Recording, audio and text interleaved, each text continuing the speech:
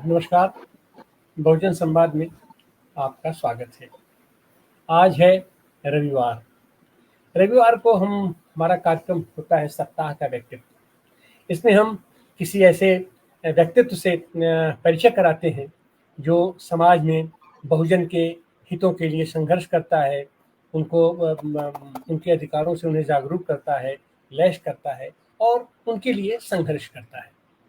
ऐसे में आज हमारे साथ हैं आशीष रंजन जी।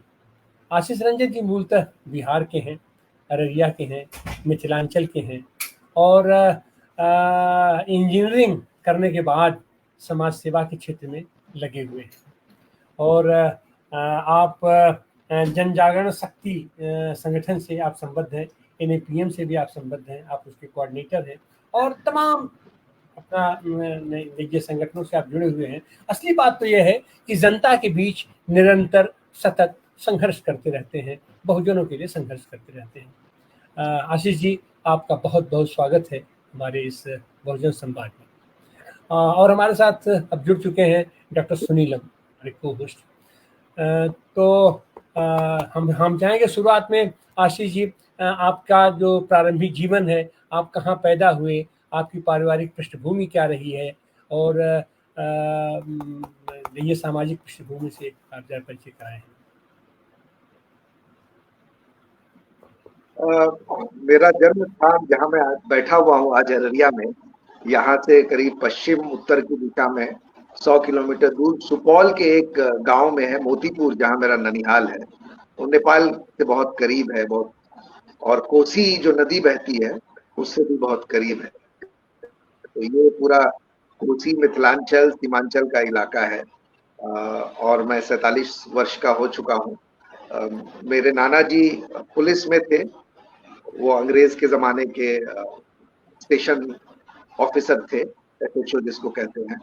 और मेरी माँ की शादी बहुत जल्दी हो गई, 13 वर्ष की उम्र की जब वो थी तभी मेरे पिताजी की शादी हो गई। मेरे पिताजी का गांव है सहरसा जिला में, और तब मोतीपुर भी सहरसा जिला में ही पड़ता था। अभी वो सुपौल जिला में है।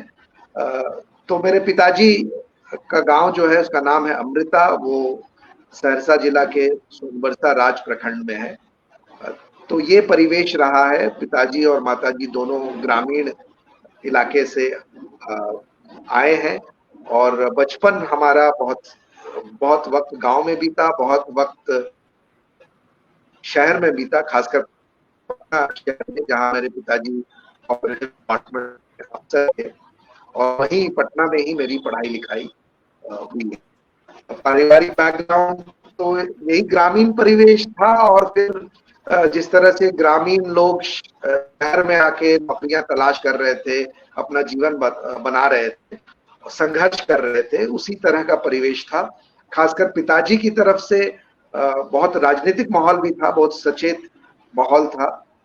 वो वामपंथी आंदोलन से जुड़े हुए थे, लेकिन वो सरकार में थे, इसीलिए बहुत प्रखर रूप से किसी पार्टी या किसी इस तरह के संगठन से जुड़े हुए नहीं थे, लेकिन वैचारिक रूप से और सक्रिय रूप से इन संगठनों का समर्थन भी करते थे।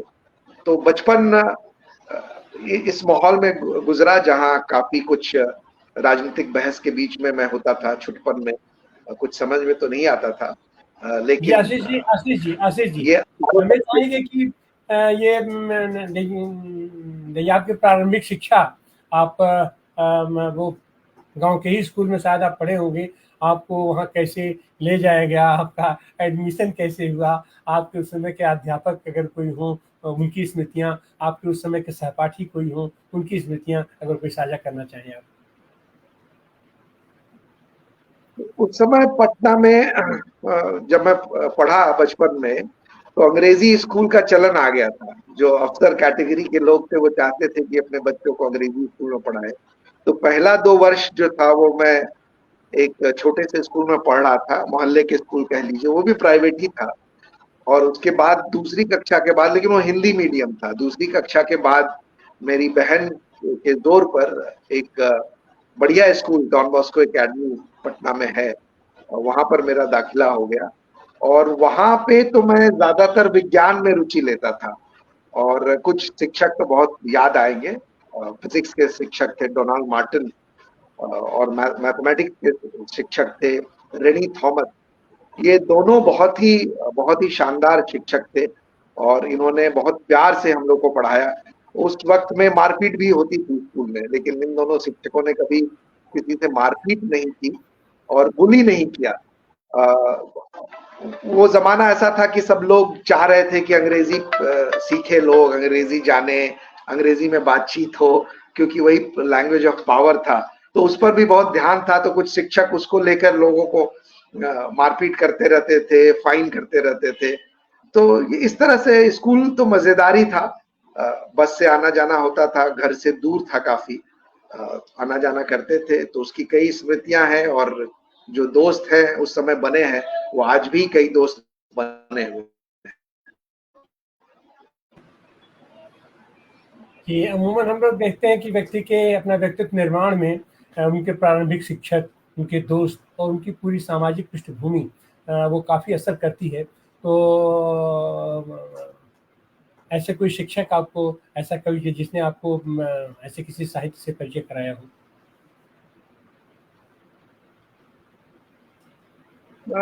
शिक्षक तो नहीं, लेकिन शिक्षक मानेंगे, स्कूली शिक्षक नहीं, बल्कि साहित्य से परिचय वाले मेरे पिताजी मैं मानूंगा। और घर का जो माहौल था, बड़े भाई बहन जो थे, मैं घर में सबसे छोटा हूँ, और तो एक बहुत अच्छा एटमॉस्फेयर था जहाँ कई सारी किताबें रहती थी और लोग पढ़ा करते थे। तो मैं उन तमाम लोगों को अपना शिक्षक मानता हूँ जिन्होंने मुझे इनकरेज किया, हाथ में लिटरेचर दिया कि इसको पढ़ो, ये मजेदार किताब है। और गर्मी की छुट्टियों में खासकर वक्त मिलता था जब हम लोग किताबों पर बातचीत किया करते थे, कविताओं का दौर चलता था। तो ऐसे माहौल में मैं पला बड़ा, तो किताब अपने आप ही मेरे पास आ गया। बहुत ज्यादा उसके लिए मुझे मेहनत नहीं करनी पड़ी है, ऐसा माहौल था मेरे लिए। तो और आगे क्या, आपकी उच्च शिक्षा फिर कहाँ से कैसे क्या हुई? तो मैंने 12वीं तक पढ़ाई पटना में ही की। 12वीं saint Michael's high school Patna का एक प्रतिष्ठित स्कूल है, वहां से मैंने पढ़ाई की। और पढ़ाई करते वक्त जैसा होता है, उस समय मेडिकल और इंजीनियरिंग की ओर लोग जाते थे। दो ही समझा जाता था, या तो आप मेडिसिन में जाएंगे या इंजीनियरिंग में जाएंगे। पढ़ाई में मैं ठीक ठाक था, तो और उसके बाद में इंजीनियरिंग स्ट्रीम मैंने फिजिक्स और मैथमेटिक्स लिया था। तो जाहिर है कि उसके बाद मैंने इंजीनियरिंग की परीक्षा दी और मैं आईआईटी खड़गपुर में उसके बाद चला गया अंडर ग्रेजुएट करने के लिए। वहाँ पर एनर्जी इंजीनियरिंग डिपार्टमेंट में मैंने अपना अंडर ग्रेजुएट कोर्स किया, जो कि इलेक्ट्रिकल डिपार्टमेंट के अंतर्गत आता है। तो 4 साल वहाँ बीता, और उसके बाद मैं आगे पढ़ाई करने के लिए विदेश चला गया। कहाँ? उस वक्त कहाँ गए ये मैं पढ़ने? अमेरिका में फ्लोरिडा इंटरनेशनल स्कूल चला गया। वहां पर मैंने कंप्यूटर साइंस से मास्टर्स किया। जी जी, डॉक्टर सुनीलम, डॉक्टर सुनीलम,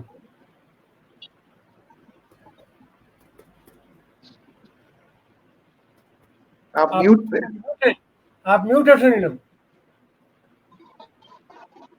जी। फिर म्यूट हो जाता है, खुल नहीं रहा। जी जी जी, बोलिए जी।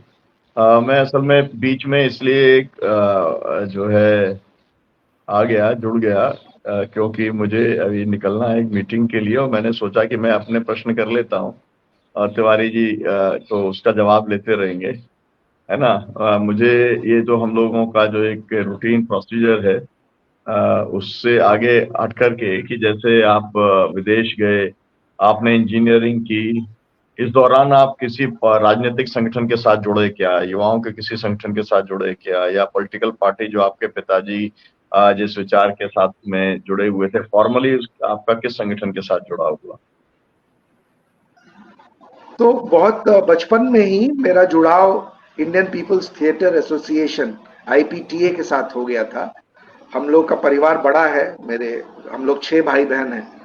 हम छोटे थे, लेकिन हमारे बड़े भाई बहन सभी लोग या तो एआईएसएफ में थे या आईपीटीए में थे। मेरे पिताजी बहुत इनकरेज करते थे कि अगर समाज बदलना है तो उसके लिए खुद लगना पड़ेगा। और इन संगठनों पर उनका बहुत भरोसा था। तो कल्चरल फ्रंट पे ज्यादा मैं रहता था। मैं आईपीटीए में हमने एक नाटक भी किया हुआ है, ईदगाह नाम का, प्रेमचंद लिखित, आप सबको पता होगा।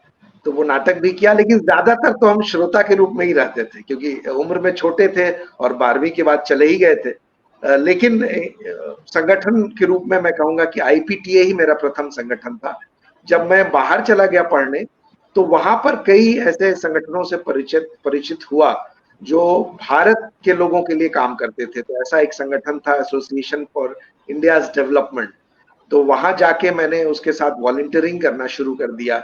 हम लोग पैसा इकट्ठा करते थे, चंदा इकट्ठा करते थे, फिर यहाँ के संगठनों के लिए यहाँ जो प्रोजेक्ट्स हो रहे थे उस पर बहस करते थे, बातचीत होती थी, फिर हम लोग फाइनलाइज करते थे कि यहाँ पर पैसा भेजना है। तो इस तरह से बड़ा एक अच्छा वक्त वहां भी गुजरा।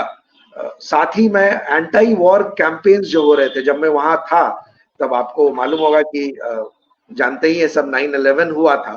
तो 9/11 के वक्त में मास्टर्स स्टूडेंट था। तो उसके बाद जो एंटी वॉर प्रोटेस्ट थे उसमें मैं बहुत जुड़ गया था, और हर वीकेंड को स्ट्रीट प्रोटेस्ट में मैं रहता था वहां के लोगों के साथ। तो ये अनुभव रहा है मेरा।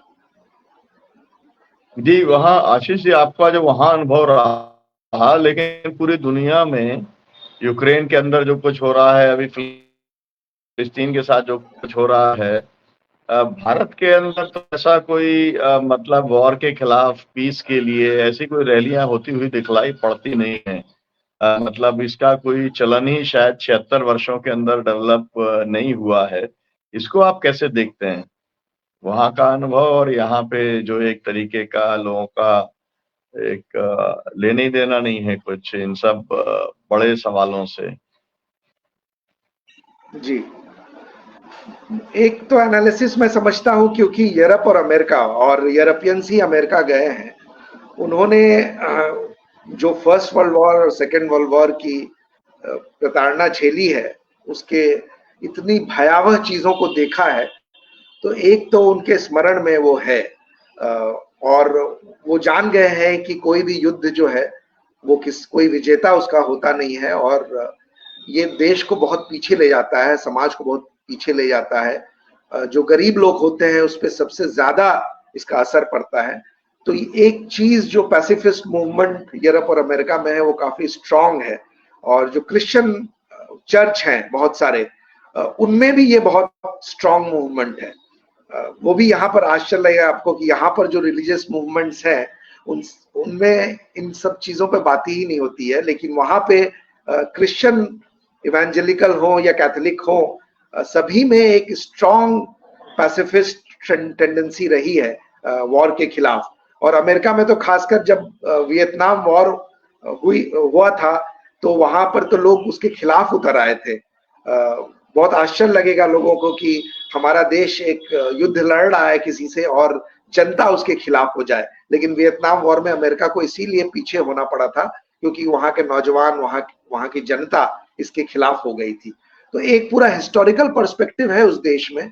हमारे देश में गांधी तो पैसिफिस्ट थे ही, और लेकिन वो मूवमेंट, एंटी वॉर मूवमेंट, हमको लगता है कि गांधी के मरने के बाद पैसिफिस्ट मूवमेंट, अहिंसा का पूरा जो वातावरण है, वो एक चीज थी जो कमी हो गई जिसकी, और वो उस पर हम लोग बिल्ड नहीं कर सके।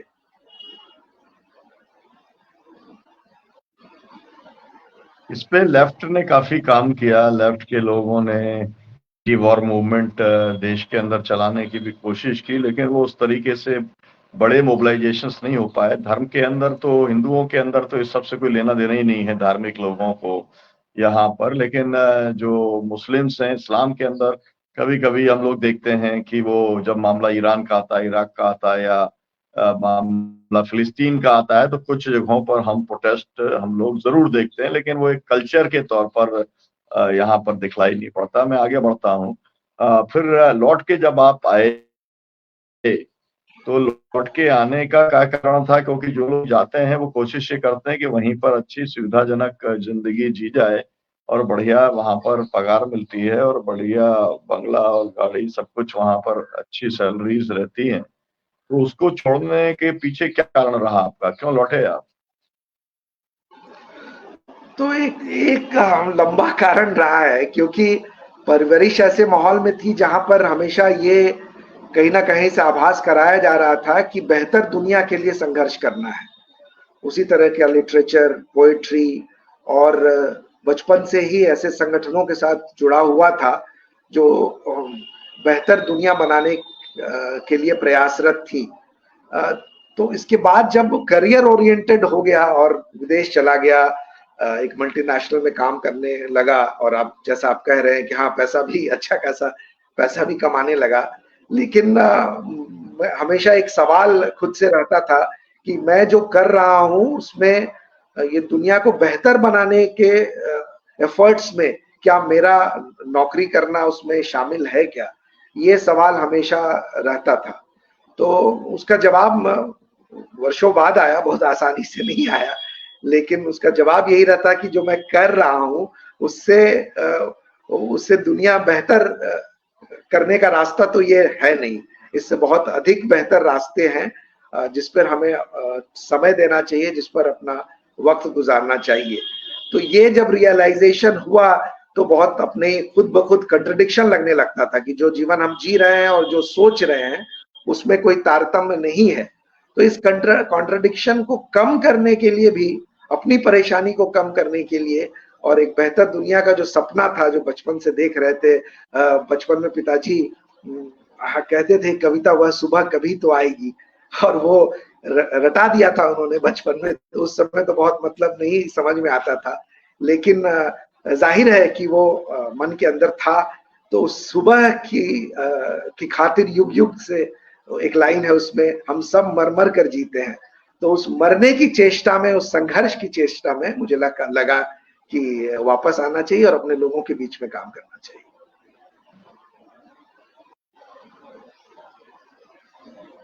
अब यहाँ पर अपने लोग जो है वो इम्पोर्टेंट बात है, लेकिन बदलाव की जरूरत तो पूरी दुनिया में थी, नया सवेरा। तो आप अगर जिस पश्चिमी दुनिया में है वहां पर भी नए सवेरे की जरूरत है। रादर हम लोग जैसे यहाँ पर हम लोग कहते हैं कि भाई मजदूरों के बीच में तो काम करने की जरूरत है, लेकिन जब तक ये पूंजीपतियों का, कॉरपोरेट का जब तक दिमाग नहीं बदलेगा या ऐसे कानून नहीं बनेंगे तब तक तो कुछ हो नहीं पाएगा। तो काम करने की गुंजाइश तो खैर वहां भी थी, और क्योंकि वहां पर भी लेबर मूवमेंट है, वहां पर भी तमाम सारे लोग बदलाव के लिए काम कर रहे हैं, लेकिन अपने लोगों पे जाकर के गाड़ी अटक जाती है। तो आप वहां पर जब आपको क्या पगार मिल रही थी, ये बड़ा इम्पोर्टेंट है जानना, कितना पैसा मिलता था? आप रुपए के हिसाब से यहाँ बताइए, क्योंकि हम बड़ा बताते हैं यहाँ पर। हमारे को, हम जब ऑस्ट्रेलिया गए तो हमारे को 1.25 लाख मिलता था। तो हम ये जरूर जानना चाहते हैं कितना रुपया जो है आपको वहां पर मिलता था भाई? नहीं, मैं तो बहुत 2002 से नौकरी कर रहा था, 2006 और काम तक। क्या करते थे तो मुझे जी? लगता है 80,000 मिलते थे। उसको कन्वर्ट आप कर लीजिए तो आज उसी हिसाब से आज के तारीख में तो ज्यादा है, उस समय शायद 60 रुपये था कन्वर्जन रेट। तो 40-50 लाख रुपए सालाना मिलता होगा। मैंने बहुत ज्यादा वक्त नहीं वहां दिया। और आपका जो सवाल था पहले वाला, वो ज्यादा 64 रोचक 64 है। लाख हो हाँ, जाएगा ये मोटे भी, तौर पे 80 रुपए के साथ जी। हाँ, लेकिन वो जी वहां भी मैं मूवमेंट से जुड़ा हुआ था, और जैसे मैंने कहा कि वहां जो एंटी वॉर मूवमेंट था उससे मैं काफी जुड़ा हुआ था और उससे इंस्पायर्ड भी था।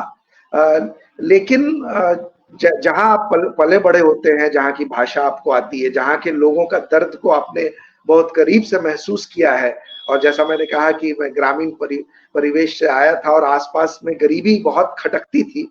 और अमेरिका में गरीबी आपके ऑन योर फेस उस तरह से होती नहीं है, ये भी सच है। बहुत बड़े पॉपुलेशन को वहां पर बेसिक जो सुविधाएं हैं वो है। तो यहाँ पर एक और कारण था कि यहाँ मेरी शादी भी हो गई थी कामायनी से, और कामायनी पहले ही से यहाँ पर काम कर रही थी। तो एक रास्ता भी लगता था कि हम लोग, एक रास्ता हमारे लिए बना हुआ है और उस तरह से अगर हम लोग काम करें तो बेहतर होगा। तो वो भी एक वजह थी। मेरी शादी भी एक वजह थी, और शादी में ही हम लोगों ने तय किया था कि वापस आके हम लोग यहाँ पर काम करेंगे।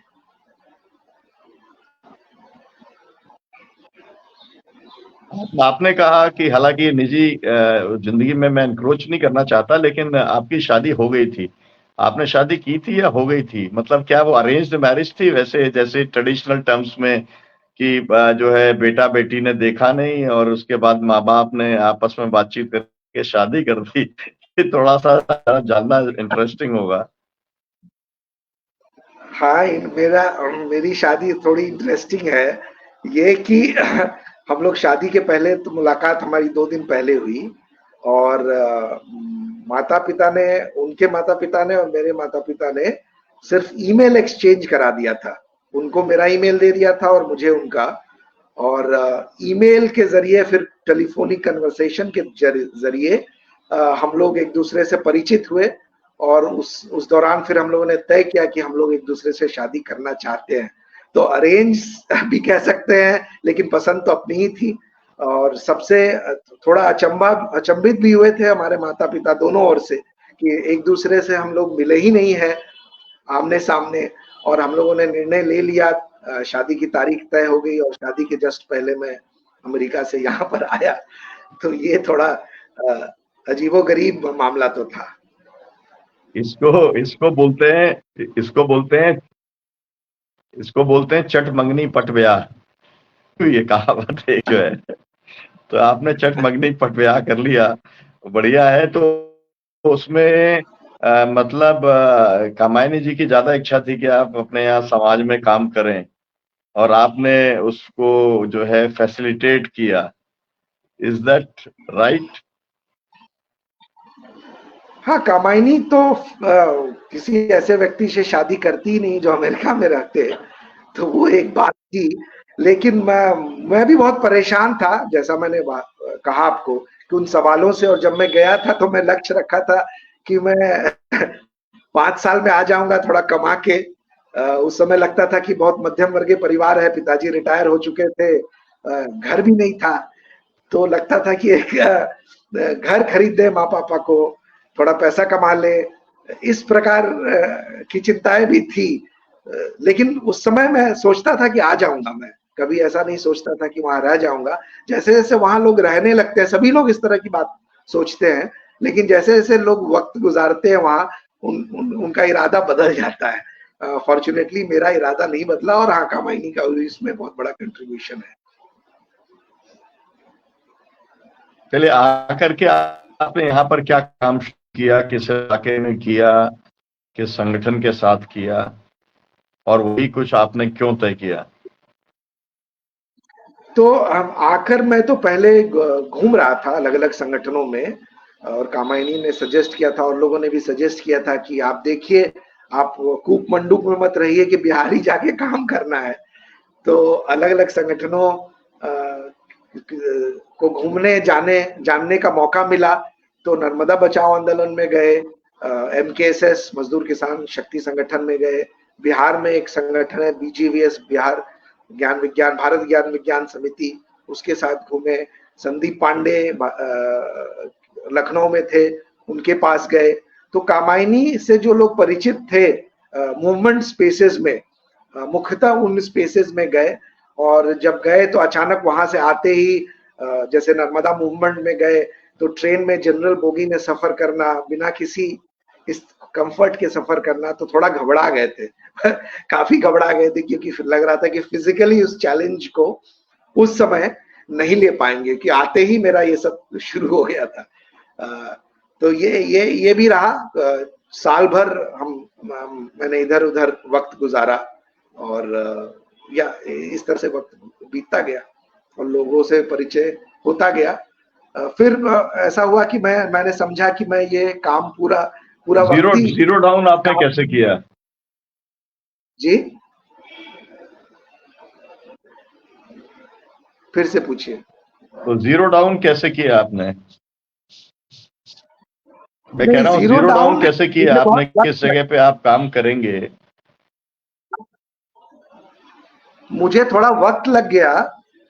मैंने फाइनली जब तय किया कि नहीं काम करेंगे, तो कल्चरल रीजंस की वजह से, और जैसा मैंने कहा है कि बिहार मेरे लिए एक बहुत सेंसिटिव मामला था, कि यहाँ की गरीबी मैंने देखी थी, तो और कल्चरल रीजंस भी थे। तो एक मौका मिला था प्रोफेसर जॉन ड्रेस के साथ, नरेगा उस समय नया नया कानून आया था और ग्रामीण इलाके में हम लोग काम करना चाह रहे थे, तो उन्होंने कहा था कि क्यों नहीं तुम इस सर्वे में शामिल हो जाते हो। तो हम 2 जिला में गए थे बिहार में, एक कैमूर और एक अररिया जिला। तो यहाँ पर गांव में ही रहना था 15-20 दिन, वो सर्वे चला, कई चीजें को जानने का मौका मिला, ग्रामीण को बहुत करीब से मजदूरों के बीच में रहने का मौका मिला। तो इन सब चीजों के बाद मैंने तय किया कि मैं बिहार में ही रहूंगा।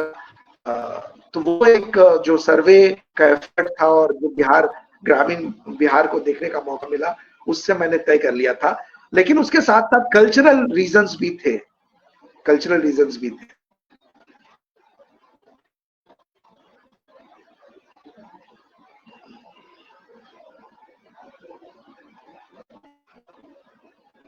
जी, आपने पार्टी का काम, विचार, मतलब पार्टी के अंदर कभी आपका इंटरेस्ट नहीं रहा। आपने कल्चरल काम किया और ग्रामीण क्षेत्र में काम किया। कभी आपकी ये रुचि नहीं हुई कि जो है ऐसे पढ़े लिखे लोगों को पार्टी पॉलिटिक्स में डायरेक्टली उतरना चाहिए? मतलब, और ना उतरने के भी क्या आपके कारण रहे, या कभी इस बारे में सोचा ही नहीं आपने? मतलब ये विकल्प पार्टी को ज्वाइन करने का, पावर पॉलिटिक्स में रहने का, कुछ राजनीतिक परिवर्तन करने का आपका एजेंडा में ही नहीं, या आया और आपने उसको दरकिनार किया और आपने जिससे रचनात्मक कार्य कहा जाए या संगठनात्मक या ये जो आंदोलनात्मक कार्य है जो है, इसमें आपने ज्यादा ध्यान दिया? जी। हम बिहार में अगर आप बड़े होते हैं तो पॉलिटिक्स बड़ा एक तरह से पॉलिटिकल डिस्कशंस और पॉलिटिक्स के बारे में स्वतः एक चीज आ जाती है आपके अंदर। तो हाँ, और मेरा पारिवारिक पृष्ठभूमि में ऐसा था कि वामपंथी दलों में काफी लोग थे, होल टाइमर्स भी थे, तो वो तो परिचित सा स्पेस था। लेकिन जब एक नया स्पेस, मूवमेंट स्पेस मिला, तो ग्रास रूट काम करने का मौका मिला। जैसे आईपीटीए में भी काम करते थे, या जो हमारे परिचित लोग थे जो कम्युनिस्ट पार्टी में काम करते थे, वो शहर में काम करते थे, वो शहर में बसे हुए थे, वो लीडरशिप में थे, मोबिलाइजेशन में उस तरह से नहीं थे। तो मुझे लोगों के साथ जमीन पे काम करना बड़ा अट्रैक्टिव लगा, कि मैं सिर्फ मीटिंग्स में ऑर्गेनाइज नहीं कर रहा हूँ मीटिंग्स, बल्कि उनके संघर्षों में, उनकी जो जमीनी संघर्ष है उसको बहुत करीब से उनके साथ लड़ रहा हूँ। तो ये मुझे अट्रैक्टिव लगा। और लेकिन मुझे ऐसा कभी नहीं लगा कि मैं पार्टी से बहुत कुछ अलग काम कर रहा हूँ। मेरे ख्याल से पार्टी भी वही काम कर, जो अच्छी पार्टियां हैं, प्रगतिशील पार्टियां हैं, जो दुनिया बदलने के लिए काम करती हैं, उनका काम भी मुझे बहुत प्रिय है। और ये भी मुझे हमेशा लगा कि हम अगर मजदूरों की चेतना जगाएंगे, मजदूरों को इकट्ठा करेंगे, क्लास स्ट्रगल करेंगे, कुछ रचनात्मक प्रयोग भी करेंगे, तो ये जो चेतना जगेगी वो किसी ना किसी प्रगतिशील पार्टी के लिए ही चेतना जगेगी।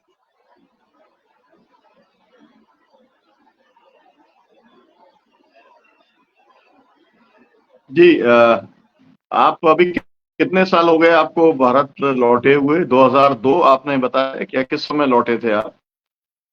नहीं, मैं 6-7 में मेरा लौटा था, प्रश्न ये तो हो है कि गया। आप मतलब जितना वर्ष आपको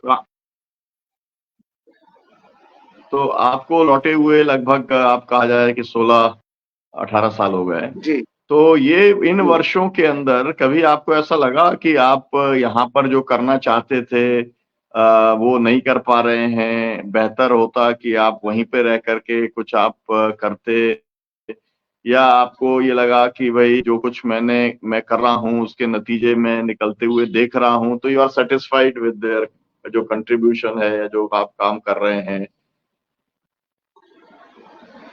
तो मेरा हमेशा से बहुत फल की और चिंता नहीं करता था मैं। मैंने कहा कि मेरा जो कॉन्ट्रडिक्शन था कि मैं उस बदलाव में शामिल हूँ, संघर्ष में, तो वो मुझे अट्रैक्टिव ज्यादा लगता था।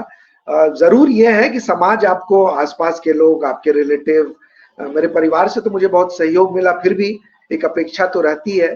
तो ये पूरी दुनिया आपको बताने में लगती है कि आपका आउटपुट क्या है भाई। आज भी जो दोस्त हैं वो पूछते हैं कि भाई तुम कब राजनीति में आओगे, कब एमपी बनोगे। उनके लिए वही एक बड़ी चीज है कि कब मैं एमपी एमएलए या कोई ऐसा पद या कोई ऐसा नामचीन व्यक्ति हो जाऊं, तब मेरा जो ये सफर है वो सफल होगा, अन्यथा तो मैं टाइम पास कर रहा हूं। तो ये काफी ऐसा बाहर के लोगों से ऐसा आभास होता है, लेकिन काफी सपोर्ट भी मिलता है।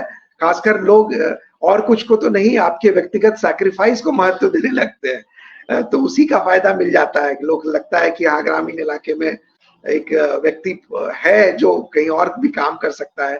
तो ये मिडिल क्लास खासकर उस सैक्रिफाइस एलिमेंट को काफी महत्व देता है, तो वहां लोग अप्रिशिएट करते हैं। तो अप्रिशिएशन भी मिलता है, संघर्ष का भी अप्रिशिएशन मिलता है, लेकिन सबसे ज्यादा तो आपके विचारधारा जो आपकी है, आप जो सोच के आए थे उसमें आप आगे बढ़ पा रहे हैं कि नहीं। तो मुझे लगता है कि हम लोग सब आगे बढ़ पा रहे हैं। कभी कभी धक्का लगता है जब जो लार्जर राजनीतिक एटमॉस्फेयर होता है वो आपको पीछे ढकेलता है। आप सोचते हैं कि भाई अभी कॉन्स्टिट्यूशन के आगे की हम लोग बात कर रहे थे, इक्वालिटी की बात कर रहे थे कि हम कैसे इक्वालिटी लाएंगे, और इनइक्वालिटी इतनी बढ़ जाती है। बात कर रहे थे कि हिंदू मुस्लिम एकता, वो तो पुराना गाना है हिंदू मुस्लिम एकता पे, या जो नारा है हिंदू मुस्लिम सिख ईसाई आपस में है भाई बहन या भाई भाई, ये तो बहुत पुराना नारा है, और आज उसको शिद्दत से फिर कहने की आवश्यकता महसूस होती है। तो ऐसा लगता है कि भाई ये तो बहुत सारी चीजों में हम पीछे हो गए हैं। तो मायूसियत होती है, ऐसा लगता है कि बहुत आगे जाना है और वक्त कम है, जिस हिसाब से आगे जाना चाहिए था उस हिसाब से जा नहीं पाए हैं, ये सब तो लगता है। और किसी भी व्यक्ति को अपने काम का मूल्यांकन करना चाहिए, और उस मूल्यांकन में कम ही पाते हैं अपने आप को। जो सोचा था कि जितनी चीजें बदलेंगी वो चीजें बदली नहीं है, लेकिन ये भरोसा है कि रास्ता सही है। और एक और बात होती है कि आपके इस सफर में बहुत मुझे जो है ऐसा लगता है कि जो लोग सार्वजनिक जीवन में हैं, जी मैं ये बोल रहा था कि एक और अच्छी बात होती है कि इस तरह के मुझे ऐसा लगता है कि इस काम बहुत अच्छे लोग जुड़े होते हैं आपके साथ, जो आपको इंस्पायर करते हैं। तो ऐसे कई लोगों से मैं मिला हूँ और इंस्पायर होता हूँ, हर रोज इंस्पायर होता हूँ, और इसलिए ये काम करते जाता हूँ।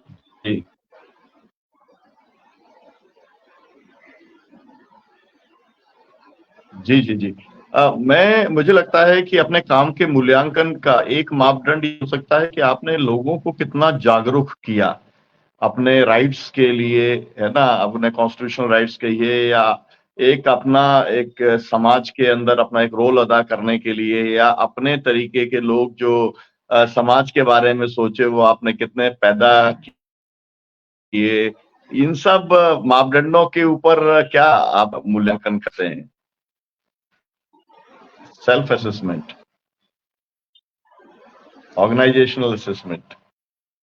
सो काफी सारा वक्त तो हम लोगों ने दिया राइट बेस्ड मूवमेंट को, कि अपने जो इकोनॉमिक राइट्स हैं, खासकर मजदूरों के बीच में काम करते हैं, उनकी इतनी खराब स्थिति होती है कि इकोनॉमिक राइट्स पे बहुत ज्यादा हमारा इनिशियल ईयर्स में फोकस रहा।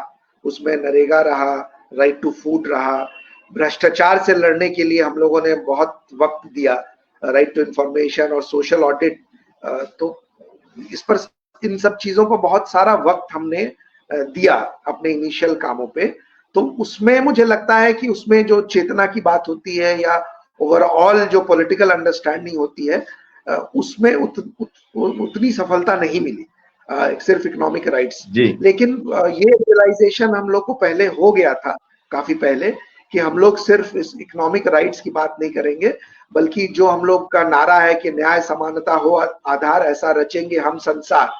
तो ये छोटा सा नारा है, लेकिन इसमें बहुत कुछ है। तो पॉलिटिकल एजुकेशन पे हम लोगों ने बहुत ध्यान देना शुरू किया, और युवाओं के साथ काम करना शुरू किया। प्रोग्राम्स ऐसे डिजाइन किए जहां पर हम जो सामुदायिक इश्यूज थे, बहुत कंट्रोवर्शियल इश्यूज थे, उसको लेकर हम गाँव में पूरों के बीच में बातचीत करने लगे।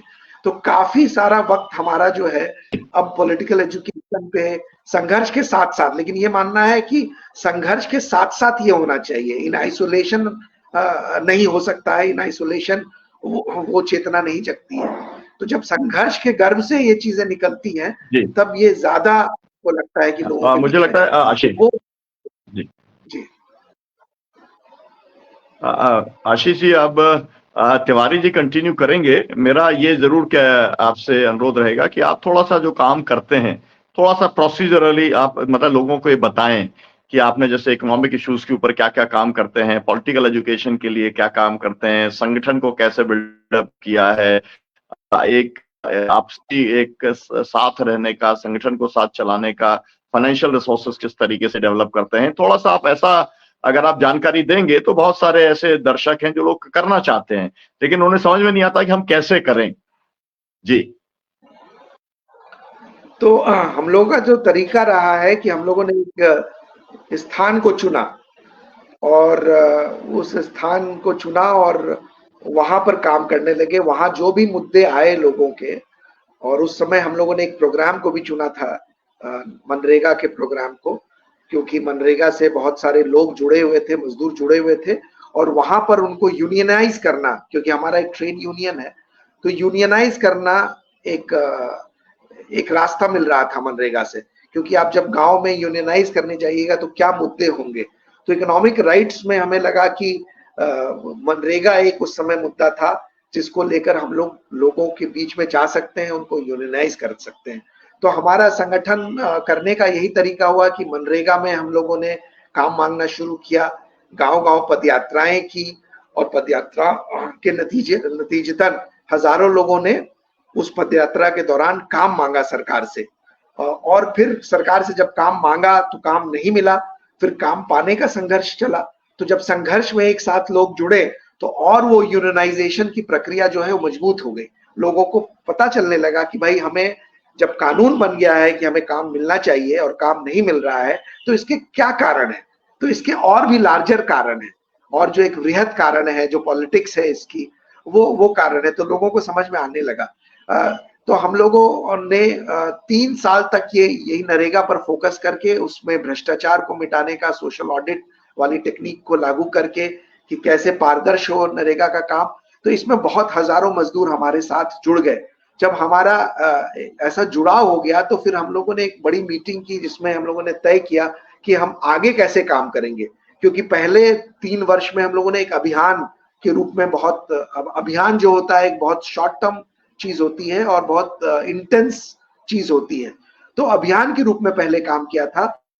फिर हम लोगों ने 3 साल के बाद ये तय किया कि ये अभियान नहीं है, अब ये तो पूरा मुकम्मल एक संगठनात्मक रूप इसको देना पड़ेगा, और मजदूरों के जो अन्य इश्यूज हैं, उनके वेज के इश्यूज हैं, उनके पुलिस एट्रोसिटीज के हैं, कास्ट इश्यूज हैं, क्योंकि ज्यादातर हमारे मजदूर साथी दलित वर्ग से आते हैं। तो ये सब जो पहलू है जीवन का, महिलाओं पे जो अत्याचार होता है पुरुषों के द्वारा, सारी चीजें, उन सारी चीजों पर एक राय रखनी पड़ेगी। और अगर संगठन बना रहे हैं तो इन सारी चीजों पे हमें कोशिश करनी पड़ेगी। तो ये ज्योग्राफी जो हम लोगों ने चुना, उसी ज्योग्राफी में हम लोग काम करते रह गए, और धीरे धीरे ये ट्रेड यूनियन बन गया हमारा। उस ट्रेड यूनियन में हम लोगों ने डेमोक्रेसी कैसे आए, सारे लोगों की बात कैसे सुनी जाए। हम लोग मिडिल क्लास से आए थे, लेकिन हमारा जो बेस है वो तो मिडिल क्लास से नहीं आ रहा है, वर्किंग क्लास से आ रहा है। तो हम कैसे अपना डेमोक्रेटाइजेशन करें संगठन का, ताकि जो लीडरशिप भी जो है वो मजदूर साथियों के हाथ में हो। तो कुछ तो कानून में ही इसका आंसर है, लेकिन किसी भी संगठन का निर्माण करने पर एक सतत प्रक्रिया होती है, और आपको डेमोक्रेटाइजेशन, ऑर्गेनिक लीडरशिप, ये सब के लिए जगह बनानी पड़ती है और लोगों को आगे लाना पड़ता है। और लोग भी आगे आते हैं, क्योंकि हमारे साथ जो साथी जुड़े बहुत मजबूत सोचने वाले साथी जुड़े, और क्योंकि संगठन में इस तरह का कल्चर विकसित हुआ, डेमोक्रेटिक कल्चर विकसित हुआ, तो ये संगठन सच में मजबूत होते गया ग्रास रूट लेवल पे। हम हर गांव जब एक पकड़ते हैं तो वहां पर 100 मेंबर्स बनाते हैं, और एक मेंबर से 50 रुपया लेते हैं मेंबरशिप फीस, और वो हमारे गांव का यूनिट हो जाता है। और उस यूनिट में फिर एक छोटा मोटा इलेक्शन होता है, एक कमेटी बनती है, फिर उसकी जिम्मेदारी होती है कि वो वहां के जो मुद्दे हैं उसको आगे ले जाए। उस कमेटी का फिर रिप्रेजेंटेशन दूसरे लेवल पे होता है, जिसको हम लोग कहते हैं एग्जीक्यूटिव कमेटी। एग्जीक्यूटिव कमेटी का काम होता है कि संगठन किस दिशा में जाएगा वो तय करे, कौन से काम करेगा, कैसे काम करेगा, ये जो निर्णय होता है वो एग्जीक्यूटिव कमेटी मोटा मोटी लेती है। फिर एक और कमेटी होती है जिसको हम लोग संचालन समिति कहते हैं, वर्किंग कमेटी, जो day to day working of the union देखती है, जो इलेक्टेड होती है अपने यूनियन मेंबर्स द्वारा। तो ये स्ट्रक्चर है हमारा। इस स्ट्रक्चर को चलाने के लिए आपको प्रोसेसेस बिल्ड करने पड़ते हैं कि ये स्ट्रक्चर चलेगा कैसे। तो आपको यूनिट लेवल मीटिंग्स करनी पड़ती है, उसका रजिस्टर मेंटेन करना हो, वहां मीटिंग करनी हो, उसकी मॉनिटरिंग हो, एग्जीक्यूटिव कमेटी की मीटिंग्स हो बराबर, संचालन समिति की मीटिंग हो, इलेक्शंस हो, जो चंदा है हमारा उसका लेखा जोखा लोगों को दिया जाए, उसको पब्लिश किया जाए। तो इस तरह की तमाम संगठनात्मक प्रक्रियाएं चलती हैं। इसमें फिर कुछ लोग निकल भी जाते हैं। फिर आपको अन्य चीजों के बारे में भी सोचना पड़ता है कि भाई अगर आपके यहाँ शोषण होता है, हो सकता है कि कोई कंप्लेन आता है शारीरिक शोषण के बारे में या जातीय शोषण के बारे में, तो इंटरनली आप उसको कैसे डील करेंगे। आप महिला हिंसा के बारे में आपके कार्यकर्ताओं के खिलाफ कंप्लेन आता है, तो आप उसको कैसे डील करेंगे। तो ऑर्गेनाइजेशनल जो प्रक्रियाएं होती है वो सब इन सब चीजों का ख्याल रखती हैं, तब ऑर्गेनाइजेशन मजबूत बनता है। जब तक डेमोक्रेटिक ऑर्गेनाइजेशन नहीं होगा, जब तक लोगों को लगेगा नहीं कि ये हमारा ऑर्गेनाइजेशन है और जब हम इसमें अपनी बात उठाते हैं तो वो सुनी जाती है, इस पर काम होता है, तभी ऑर्गेनाइजेशन आगे बढ़ता है। हम लोग मुख्यतः मजदूरों के मुद्दे पर काम करते हैं, उनके वेज को लेकर, उनके काम को लेकर, नरेगा में काम को लेकर। जब वो माइग्रेट करते हैं तो वहां जो परेशानी आती है उसको भी हल करने का कोशिश करते हैं, क्योंकि यहाँ पर ग्रामीण एक संगठन है। तो हम लोग जो लोकल पावर डायनेमिक्स है, भ्रष्टाचार है, पावर डायनेमिक्स है, जातीय हिंसा है, पुलिस एट्रोसिटीज है, महिला हिंसा है, उन सब चीजों को लेकर करते हैं और साथ में युवाओं के शिक्षण को लेकर भी लगातार प्रयास करते हैं। अच्छा आशीष जी, ये सब काम करने के लिए तो संसाधन बहुत जरूरी होता है। तो आर्थिक संसाधन की आप इसमें कैसे व्यवस्था करते हैं? इसके ये मैनेजमेंट में जितने लोग रहते हैं उनकी अपनी आवश्यकताएं होती हैं और तरह तरह का, तो उसका आर्थिक संसाधन आप कैसे जुटाते हैं इसमें? तो यूनियन में फुल टाइमर्स काफी कम है, जो पूरा वक्ती जिसको कहते हैं, तो काफी कम है। लेकिन फिर भी यूनियन का चंदा एक स्रोत होता है, वो करीब 40% यूनियन के खर्चा को के लिए काफी होता है। अभी तो हम अपने यूनियन के बारे में बता रहे हैं, अन्य यूनियन का अलग अलग अनुभव होगा। तो हमारा अगर बजट 100 रुपए का है तो 40 रुपए हम लोग मेंबरशिप से ले आते हैं। दूसरा जो स्रोत होता है कि जो हम लोग बड़े प्रोग्राम्स करते हैं, जैसे दिल्ली जाते हैं अपनी मांगों को लेकर, या पटना जाते हैं, या अररिया में संगठित होते हैं, हजारों लोग जाते हैं, तो वो सब लोग अपना अपना खर्चा करते हैं। वो आते हैं जिस भी वाहन से आते हैं, जैसे भी आते हैं, वो अपना खर्चा करते हैं। तो ये कंट्रीब्यूशन भी हमारे साथियों का होता है मेंबरशिप के अलावा। ये भी लेकिन संगठन को 100 रुपया जो मैं कह रहा हूँ बजट, ये भी संगठन को चलाने के लिए काफी नहीं है। तो हमारा जो नेटवर्क है, जो साथी, जो मिडिल क्लास नेटवर्क है, जो साथी मान लीजिए कोई प्रोफेसर है, कोई सॉफ्टवेयर इंजीनियर है, जो इस तरह के काम नहीं कर पा रहा है, लेकिन वो सहानुभूति रखता है कि भाई इस तरह के बदलाव का काम होना चाहिए, लोगों के राइट्स एंटाइटलमेंट्स पे काम होना चाहिए, ये जो शिक्षण का काम हम लोग चलाते हैं वो होना चाहिए, दुनिया को बेहतर बनाने का काम होना चाहिए। ये जो वाइडर एक नेटवर्क है ऐसे लोगों का जो अपने अपना काम करते हैं, कमा रहे हैं किसी भी पेशा से, उनसे भी हम लोग चंदा लेते हैं। तो उनसे हम लोग 50 रुपए, 100 में 50 रुपए चंदा उनसे हम लोग लेते हैं। तो इस प्रकार से 40 रुपया मेंबरशिप, 100 रुपया में 50 रुपया लोगों से चंदा लेके, और 10 रुपया जो हमारा साथी है वो प्रोग्राम में वो 10-15 रुपया वो देता है। तो ये हमारा मॉडल है। व्यक्तिगत जीवन के लिए यूनियन हमारे जैसे मिडिल क्लास लोगों को सस्टेन नहीं कर सकता है। तो मैंने जो पहले कमाया है, या जो सब्सिडी माँ बाप से मिलती है, भाई बहनों से मिलती है, दोस्तों से मिलती है, उसको लेकर व्यक्तिगत तो खर्चा तो उससे चलता है। यूनियन हमारे जैसे लोगों का घर नहीं चला पाती है। अच्छा आशीष जी, अभी आपने जिक्र किया कि पावर स्ट्रक्चर का बहुत योगदान रहता है, और पावर स्ट्रक्चर के लिए जाहिर सी बात है कि पावर स्ट्रक्चर तो राजनीति से आती है, पॉलिटिक्स से आती है। और आपके यहाँ बिहार में, और खास करके आपका इलाका मिथिलांचल अगर हम देखें तो सांस्कृतिक रूप से बहुत ही समृद्ध है। आर्थिक लड़ाई तो है, लेकिन सांस्कृतिक रूप से, राजनीतिक रूप से बहुत समृद्ध इलाका रहा है। आपके यहाँ से रेणु निकले हैं, आपके यहाँ से नागार्जुन निकले हैं, आपके यहाँ से विद्यापति का पूरा इलाका रहा है, और पूरे देश के पैमाने पर जिस तरीके से सांप्रदायिक ताकतों ने अपना ये जाल बिछाया और पावर स्ट्रक्चर को अपना कब्जा करने की कोशिश की, तो उसमें तो आपका मिथिलांचल भी बहुत महत्वपूर्ण है। लेकिन सांप्रदायिक ताकतें मिथिलांचल में उस तरीके से नहीं प्रवेश कर पाई जिस तरीके से, और आपकी प्रगतिशील ताकतें, खास करके मैं कहूँगा कि अपने समाजवादी ताकतें या प्रगतिशील ताकतें, या यूँ कहें कि ये जो आपकी ये मंडल पॉलिटिक्स है, ये उसमें हावी रहा। तो इसके पीछे आप क्या रीजन देखते हैं, क्या कारण देखते हैं? मुझे लगता है कि यहाँ जो हिस्टोरिकली अगर आप देखेंगे तो मिथिलांचल का इलाका जो है वो, मुझे लगता है जो लिटरेचर भी पढ़ते हैं तो यहाँ पर जो जमींदारी प्रथा थी पहले, जहाँ पर भीषण शोषण होता था मजदूरों का, तो जाहिर, और जो जाति व्यवस्था थी जो आज भी चली आ रही है, लेकिन जो पहले शोषण की व्यवस्था थी उसका जो रूप सेंट्रल बिहार में था, शोषण का भी जाति प्रथा का भी, वो रूप, उतना भयानक रूप मुझे लगता है कि मिथिलांचल इलाके में नहीं रहा है। ये एक हिस्टोरिकल बात है जिसका मुझे लगता है कि असर सारी चीजों पर पड़ता है। तो जैसा हम लोग नॉवेल्स में पढ़ते हैं साउथ इंडिया में या महाराष्ट्र में जातीय उत्पीड़न को लेकर, या यूपी में जातीय उत्पीड़न को लेकर, या सेंट्रल बिहार में जिस तरह से मैसाकर्स हुए हैं, जातीय हिंसा हुई है, नॉर्थ में वो उस प्रकार से उतना नहीं हुआ है। तो मुझे लगता है कि ये एक बड़ा कारण हो सकता है कि कल्चरली भी माइल्ड रहा है। यहाँ का कल्चर ज्यादा बंगाल से मिलता है, और बंगाल में जो रेनेसां मूवमेंट हुआ है, मुझे लगता है कि उसका भी असर खासकर पूर्णिया जिला पर तो पड़ा ही है। पूर्णिया जिला एक असर रखता है मिथिलांचल में, तो वो भी एक कारण हो सकता है।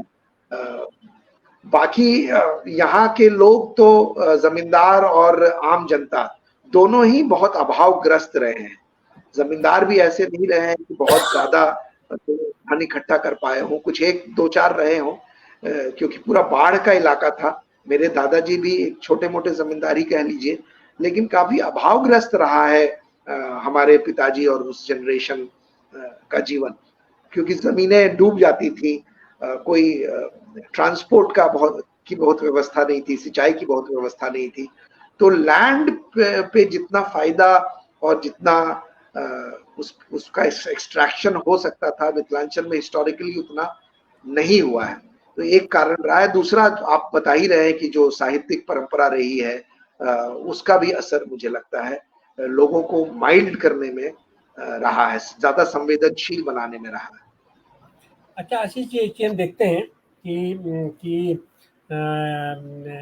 ये खास करके जो सांप्रदायिक शक्तियाँ हैं, आपने जिसको दक्षिणपंथी कहा जा सकता है, या अब तो वो कन्वर्ट होकर के कारपोरेट कल्चर में आ गई है, कारपोरेट शक्तियाँ हैं।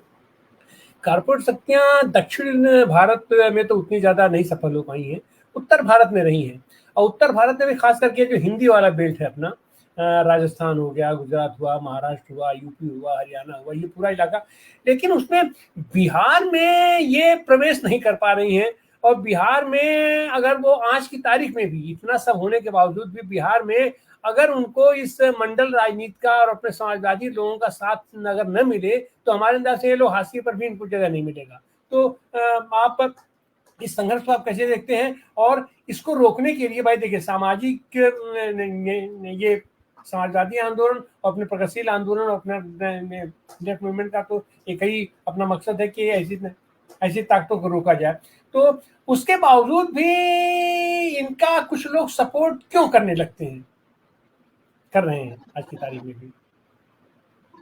नहीं, यहाँ की पृष्ठभूमि देखिएगा, बिहार की पृष्ठभूमि तो इकोनॉमिक्स सबसे बड़ी चीज रही है, और यहाँ के लोग रेबेलियस हुए हैं। जयप्रकाश नारायण भी बिहार के ही थे।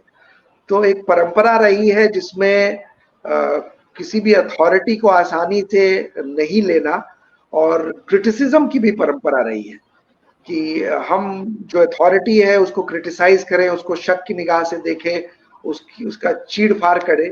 तो ये जो परंपरा रही है, मुझे लगता है कि वो भी कम्युनल राजनीति को पीछे ढकेलने के काम आई है।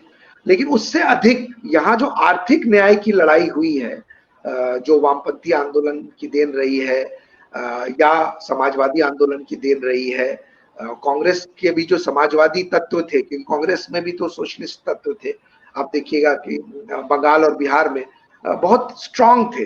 तो वो सोशलिस्ट जो परंपरा रही है और वो आती है गरीबी से, कि इतने लोग यहाँ पर अभावग्रस्त थे, वो जान रहे थे कि भाई हम अभावग्रस्त क्यों हैं।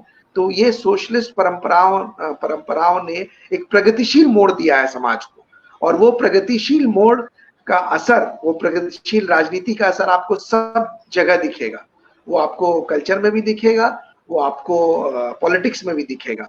लेकिन अपना देश आप जानते ही बहुत कठिन दौर से गुजरा है। पार्टीशन, उसके पहले ही से पार्टीशन एक बहुत बड़ा एक हिस्टोरिकल इवेंट रहा है, और जाहिर है कि जब हम पार्टीशन से निकले और उसके बाद जो चीजें हुई हैं उसको लेकर एक्सप्लॉइट करना, ये जो फिरका परस्त ताकतें हैं उसके लिए आसान है। तो ये जो नफरती बीज बोना है वो एलिमेंट्स तो है ही, क्योंकि हिंदू मुसलमान में हमेशा से फर्क, हमेशा से नहीं कहना चाहिए लेकिन फर्क करने की कोशिश की गई, कल्चरली भी आपस में खाना पीना नहीं होता था, एक दूसरे के घर भी आना जाना कम होता था, अलग व्यवस्थाएं की जाती थी। तो ये जो डिफरेंसेस हैं जो कि कई कम्युनिटीज में हो सकती है, उस डिफरेंस को एक्सप्लॉइट करने की एक पूरी राजनीतिक पृष्ठभूमि बनी जब मंदिर आंदोलन हुआ। और मंदिर आंदोलन का असर यहाँ भी हुआ। अयोध्या बिहार से ज्यादा दूर नहीं है, यो कह ले कि बॉर्डर का इलाका ही है, ईस्ट यूपी का इलाका है। तो उसका असर बिहार पे भी हुआ, और मुझे लगता है कि उसी के चलते बीजेपी जो खड़ी हुई है उसके चलते ही खड़ी हुई है। उसके पहले जब जनसंघ बना, जब इंदिरा गांधी इमरजेंसी लाई और यहाँ पर एक नई सरकार बनी, तो उस सरकार में जनसंघ के लोग थे, उनको स्वीकृति मिली, जयप्रकाश नारायण जैसे महान नेता से उनको एक प्रकार की स्वीकृति मिली। तो वो भी एक कारण रहा कि वहां से उन्होंने स्वीकृति पाई। और उसके बाद जब मंदिर आंदोलन हुआ, बाबरी मस्जिद ढाने की बात चली, तो बहुत ज्यादा विभाजनकारी, बहुत ज्यादा विषैला राजनीति बिहार में भी किया गया। उसका असर आपको तो कुछ दिखेगा ही। इसीलिए आप हाल में ही पिछले साल हमको लगता है कि नालंदा जिला में एक बहुत बढ़िया लाइब्रेरी को, मदरसा के लाइब्रेरी को जला दिया गया। तो वो राजनीति तो पूरे देश की तरह यहाँ भी चलती है, यूपी से शायद थोड़ा कम हो, लेकिन जो तत्व है उस राजनीति के तत्व यहाँ भी उस समाज में है। अच्छा आशीष जी, हम एक चीज और देखते हैं कि आपका मिथिलांचल तो अयोध्या की ससुराल माना जाता है, उसको मानना क्या है ही है, अयोध्या के ससुराल है। लेकिन उस लिहाज से भी सांप्रदायिक आंदोलन वहाँ उस तरीके से घुसपैठ नहीं कर पाया जिस तरीके से यहाँ घुसपैठ करता है। और उसमें एक चीज और देखेंगे कि अमूमन हम देखते हैं कि ये दक्षिणपंथी ताकतों को प्रश्रय देने वाला ये जो ब्राह्मणवादी, मैं जिसको ब्राह्मणवादी व्यवस्था कहते हैं, ब्राह्मण लोग हैं, ब्राह्मण लोग भी बिहार में इस सांप्रदायिक ताकतों को बहुत ज्यादा वो प्रश्रय नहीं देते हैं। कुछ सामंती लोगों को ये जाति के तौर पर अगर देखा जाए तो कुछ सामंती ताकतें हैं जो तो सपोर्ट करती हैं। तो आखिर इसके पीछे क्या रीजन है? ये लोग तो अपने आप को सांस्कृतिक अपना संगठन कहते हैं, लेकिन बिहार का सांस्कृतिक आंदोलन लेफ्ट के प्रगतिशील आंदोलन के ज्यादा करीब आज की तारीख में भी है और शुरू से होता आया है। आखिर उसमें डेंट क्यों नहीं हो पा रहा है? मुझे लगता है डेंट तो हुआ है, और जातीय समीकरण CSDS जो रिपोर्ट निकाली है आप वो देखिएगा तो पहले कांग्रेस को देते थे वोट, जो जिसको अगड़ी जाति हम लोग कहते हैं, कांग्रेस को देते थे, जो पूरा शिफ्ट हो गई है बीजेपी की तरफ। लेकिन यहाँ पर आप देखिएगा, क्योंकि आपने सही कहा कि ये ससुराल है राम जी का, और यहाँ के जो गीत हैं राम को लेकर, हमेशा हमारे मन में राम का एक कोमल चरित्र ही रहा है। राम जब आते हैं, सीता से मिलते हैं, पूरा जो वर्णन है, और यहाँ के विद्यापति के गानों में या पूरा जो लोक संगीत है मिथिलांचल में, आप देखिएगा वो पूरा एक रस से भरा हुआ है, प्रेम रस से भरा हुआ है, कोमल रस से भरा हुआ है। तो अग्रेसिव एकदम नहीं है। उसके उलट राम का जो चित्रण किया जा रहा है, खासकर यूपी से ही वो चला है। यूपी, आप बताइएगा कि यूपी से चला है कि कहीं वो यहाँ का है ही नहीं, वो बीजेपी से चला है। तो वो जो चित्रण है, हमको नहीं लगता है कि यहाँ के लोगों को बहुत ज्यादा अट्रैक्ट करेगा। और दूसरी बात है कि यहाँ पर मिथिलांचल में शाक्त परंपरा रही है, देवियों को मानने की परंपरा रही है, काली को मानने की परंपरा रही है। तो मैंने अपनी माँ को, जो बहुत ज्यादा धार्मिक है, वो उन्हें तो बहुत ज्यादा राम का पूजन करते हुए नहीं देखा है। ज्यादातर दुर्गा, काली, देवी, इस तरह कोई पूजा करते हुए देखा है। तो राम के नाम पर इतना उत्तेजित करना पाना यहाँ के लोगों को संभव नहीं है। वो हमारे दामाद हैं और थोड़ी नाराजगी भी है राम जी से कि उन्होंने सीता को छोड़ा। तो ऐसे भी कई गाने हैं, शादियों में खासकर इन गानों का प्रचलन भी है। तो एक मीठी सी नाराजगी भी राम के प्रति रहती है। और जो जितने भी कोमल भाव हैं वो राम से जुड़े हुए हैं, राम सीता प्रसंग से जुड़े हुए हैं। तो अचानक आप एक धनुषधारी बहुत एग्रेसिव राम खड़ा कर दीजिएगा तो लोगों को उतना पसंद नहीं आएगा। तो ये कल्चरल रीजन हो सकता है। दूसरा, यहाँ के जो साहित्यकार रहे, रेणु, यहाँ से 15 किलोमीटर पर फणीश्वरनाथ रेणु का घर है, गांव है, और नागार्जुन जो भी मिथिलांचल के हैं। तो इन सबों के साहित्य में कोमलता एक बहुत बड़ी चीज रही है। विद्रोह भी, अगर नागार्जुन का साहित्य देखे तो वो तो वामपंथी थे एक तरह से, तो उनमें भी विद्रोह का स्वर भी है अथॉरिटी के प्रति। इमरजेंसी में वो जिस तरह का लिखते हैं, कविताएं वो लिखते हैं, वो एकदम विद्रोह है। तो ये जो परंपरा, कल्चरल परंपरा रही है, और जिसमें मुसलमान भी शामिल हैं, हिंदू भी शामिल हैं, और अच्छी संख्या में यहाँ मुसलमान रहते हैं नॉर्थ बिहार में, अच्छी संख्या है उनकी। और वो एकदम घुले मिले हैं, रीति रिवाजों में घुले मिले हैं। उनका झरनी आप सुनिएगा जो गाया जाता है मुहर्रम में, झरनी, तो वो भी एक सुनने लायक चीज है। आप उसमें भी वही रस पाइएगा, वही धुन पाइएगा जो अन्य सांस्कृतिक परंपराओं में है। तो सांस्कृतिक रूप से हम लोग इतने मिले जुले हैं कि ये कठिन काम है, ये प्रयास करना पड़ेगा। और ये प्रयास थोड़ा बहुत सफल भी हुआ है कि हिंदू मुसलमान के नाम पर राजनीति करें, घृणा फैलाएं।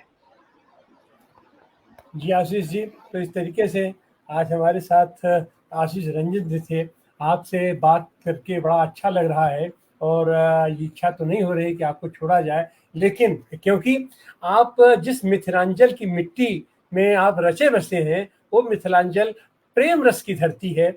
वहाँ प्रेम का संचार होता है। वहाँ का साहित्य उठाकर देखा जाए, मूवमेंट उठाकर कि उसको देखा जाए, वहाँ के विद्रोह में भी प्रेम महत्वपूर्ण तत्व है। आपका विद्रोही कवि नागार्जुन को देखेंगे या वहाँ का पूरा विद्रोह आप देखिए, का आप विद्रोह देखिए, जयप्रकाश नारायण का विद्रोह देखिए, उसमें प्रेम रस की आपको प्रधानता मिलेगी।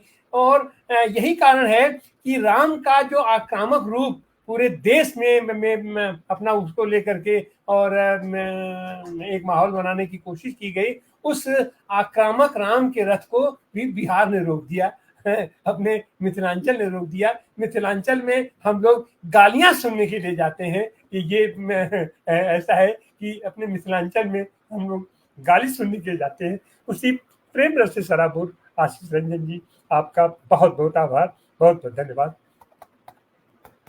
अगले कार्यक्रम में हम लोग फिर